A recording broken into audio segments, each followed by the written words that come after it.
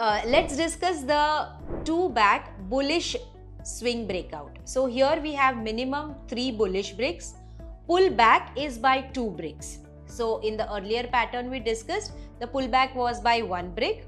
Here the pullback is by 2 bricks, and then the trend continues in the upward or the bullish direction after a swing breakout. So your entry in this particular pattern is when the swing breakout happens. The stop loss is 1 brick below those 2 bearish bricks is where you will put the stop loss. So the stop loss is a little wider than the 1 brick pattern, because here you have 2 bricks which are pulling back and then giving you that breakout. 1 brick below that pattern. So for Nifty, if the brick size is 10 that we are using, the stop loss would be 40. And in case of Bank Nifty, if we are using a 70 brick size, the stop loss would be 280. So depending on the brick size, depending on that, the stop loss would vary. If you want to have a affordable stop loss or a smaller stop loss, you can change your brick size to 35 in case of Bank Nifty. In case of Nifty, you can keep it to 10 from 20. So that will change your stop loss, that will reduce your brick size. But what happens is, the smaller the brick size, the more frequency of the swing turning up and turning down may happen, especially in current environment where we have so much of volatility. There could be a big swing happening, 2 bricks pull back, and then that continuation of the trend. So where there is momentum, you will see this pattern forming a lot. In case of a 2 brick bearish or a bullish, in case of a 1 brick bearish and bullish. These are the patterns which you will see forming more in momentum.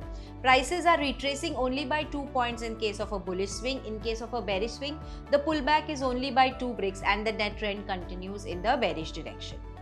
So it's a must trading, it's a must tool for any trader, because it helps you to capture momentum, and the stop loss is also very affordable out here. So that's the basic characteristic of this pattern.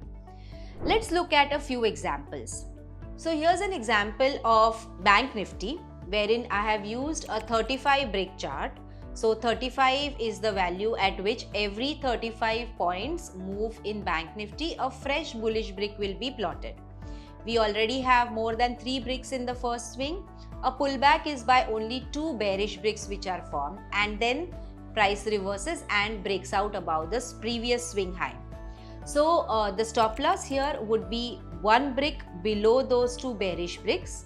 The breakout level is what we can see, and we can use that particular trade setups to take your momentum based trading pattern. The next example is of Nifty, wherein I have used a 20 brick chart. So every fresh brick is printed, bullish brick is printed at an interval of 20. Once price travels from, say, particular level, increases by 20 points, a fresh brick will be printed. Here you will see that earlier swing is a bullish swing, more than 3 bricks bullish bricks are there. A pullback is only with 2 bearish bricks, and then the continuation of the trend in the upward direction.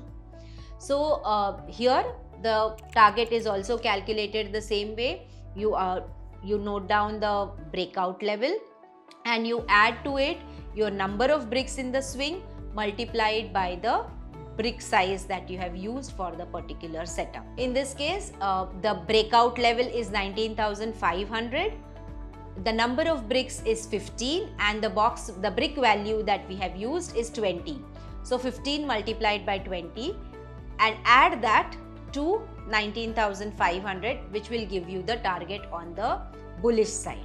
Let's look at a 2-back bearish pattern. So a 2-back bearish pattern is exactly opposite of the bullish pattern. We will have a bearish swing. That bearish swing needs to have minimum 3 bricks in it. So 3 bricks is where that previous swing will have. A pullback is by only 2 bullish bricks that will be printed, and then a swing breakdown is what we can take your entries into this particular setup. Swing breakdown is your entry. Your stop loss is 1 brick above those 2 bullish bricks, making it a very affordable setup for trading Nifty and Bank Nifty. Once you have the breakout happening, we can also calculate your targets for Nifty and Bank Nifty on the lower side. Let's look at a few examples out here for a 2-back bearish breakdown. Here's an example of Bank Nifty wherein I have used a 35 brick chart. So every downward movement in Bank Nifty by 35 points, we will have the prices printing the bearish bricks. More than 3 bearish bricks needs to be printed in the first swing. The pullback is just by 2 bullish bricks. So in the pullback, there is a very small pullback and there is lot of momentum out here on the bearish side. So the next swing breaks down the swing low of the previous bearish leg and continues in the downward direction. It's an example of Bank Nifty wherein we have used a 35 brick chart. The next example is of Nifty where I have used a 10 brick chart. So every 10 points drop in Nifty, the bearish bricks are getting plotted. One point in time that pullback is halting somewhere at a support or some level, after which we have a pullback by 2 bullish bricks.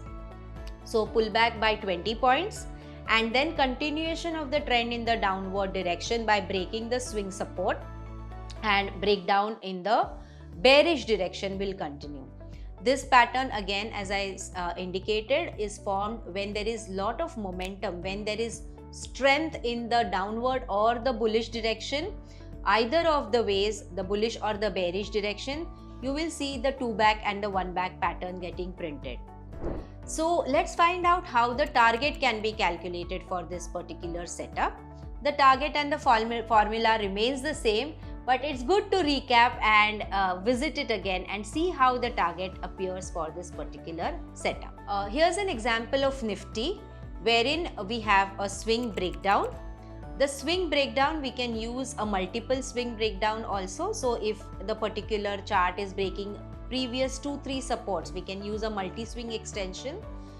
We have to find the breakdown level, so that level at which that swing is breaking down. Subtract the box size.